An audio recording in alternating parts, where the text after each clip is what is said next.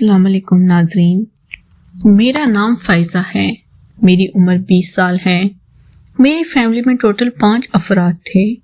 میرے 2 بھائی جو میرے سے بڑے ہیں، میں ایک بہن اور امی ابو۔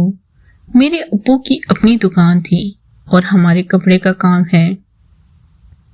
ہماری رہائش فیصل آباد کی ہے۔ فیصل آباد سٹی پہ ہی ہمارا اپنا مکان تھا جو کافی بڑا بنا ہوا تھا اور ڈبل سٹوری تھا۔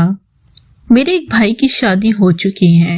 میرا بڑا بھائی عاطف ہم سے الگ رہتا ہے اور چھوٹا بھائی عاقب ہمارے ساتھ ہی ہوتا ہے۔ میرا بھائی عاقب میرے سے 2 سال بڑا ہے اور 22 سال کا ہے۔ عاطف بھائی کی اور 25 سال تھی۔ عاطف بھائی کی شادی کو 3 سال ہو چکے ہیں۔ میری بھابھی بہت خوبصورت ہے۔ میری بھابھی کے پاس 2 بچے ہیں۔ میری بھابھی ہمارے پاس آ جاتی ہیں تو میں اپنی بھابھی کے بچوں کے ساتھ کافی کھیلتی تھی۔ عاقب بھائی ابو کے ساتھ ہی دکان پر ہوتے ہیں اور میرے بڑے بھائی عاطف کراچی میں جاب کرتے ہیں۔ میرے بڑے بھائی عاطف کراچی میں سرکاری ملازم ہیں اور بدلیہ میں ہوتے ہیں۔ میرے بھابھی ہمارے ساتھ والے مکان میں ہی رہتی ہیں اور میرے بھائی عاطف نے میری بھابھی نازش کو الگ گھر لے کر دیا تھا کیونکہ شادی کے فوراً بعد ہی میری بھابھی نازش میرے امی ابو سے لڑنے لگی تھی تو عاطف بھائی الگ ہو گئے تھے اور انہوں نے اپنا علیحدہ گھر بنا لیا تھا۔ اس لیے میں اپنی بھابھی نازش کے ساتھ کافی فری ہوتی تھی اور اس کے ساتھ کافی ہنسی مذاق کرتی تھی تو میں اپنی بھابھی نازش کے پاس جا کر بیٹھ جاتی تھی۔ میرے بھائی عاطف تو کراچی میں ہوتے تھے، اس لیے میری بھابھی نازش ان کے پیچھے کافی اداس ہو جاتی تھی۔ نازش بھابھی انتہا کی خوبصورت تھی اور ان کی خوبصورتی کی ہر جگہ تعریف ہوتی تھی۔ میں بھی نازش بھابھی سے کافی متاثر ہوتی تھی اور ان کے ساتھ کافی باتیں کرتی تھی۔ میں جب بھی دیکھتی تو نازش بھابھی موبائل پر کسی سے باتیں کرتی رہتی تھی۔ مجھے پتا تھا کہ میرے بھائی عاطف تو دن کو ڈیوٹی پر ہوتے ہیں اور وہ رات کو ہی فری ہوتے ہیں، تو نہ جانے نازش بھابھی کس کے ساتھ بات کرتی تھی۔ ایک دن میں نے نازش بھابھی کی باتیں سننا چاہ رہی تھی اور اچانک سے دن کو ان کے گھر آ گئی تھی۔ نازش بھابھی ویڈیو کال پہ کسی سے بات کر رہی تھی اور وہ ایسی حالت میں تھی کہ میں دیکھ کر حیران ہو گئی تھی۔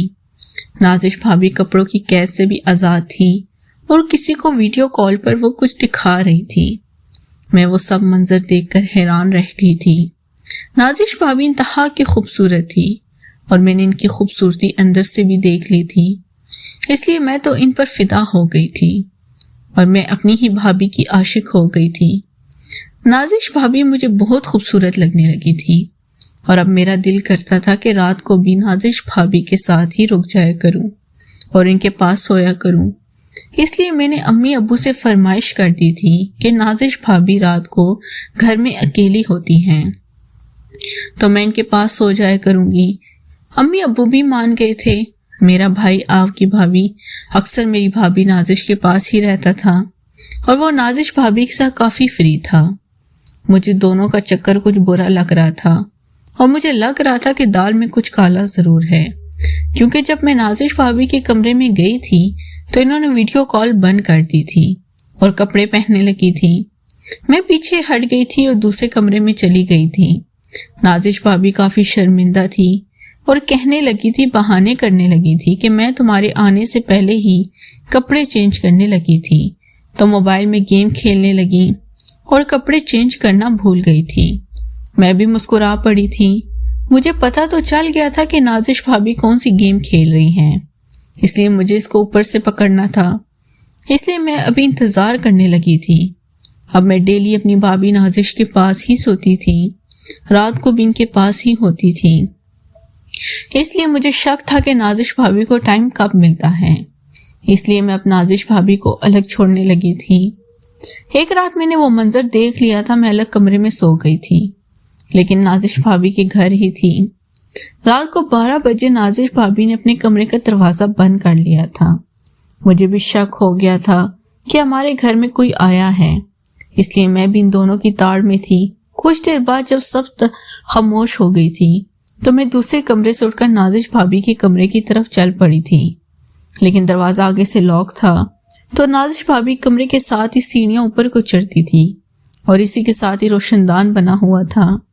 جب میں سیڑھیاں اوپر چڑھ کر روشندان کی طرف گئی اور اندر جا کر دیکھا تو میرے پیروں تلے زمین نکل گئی تھی۔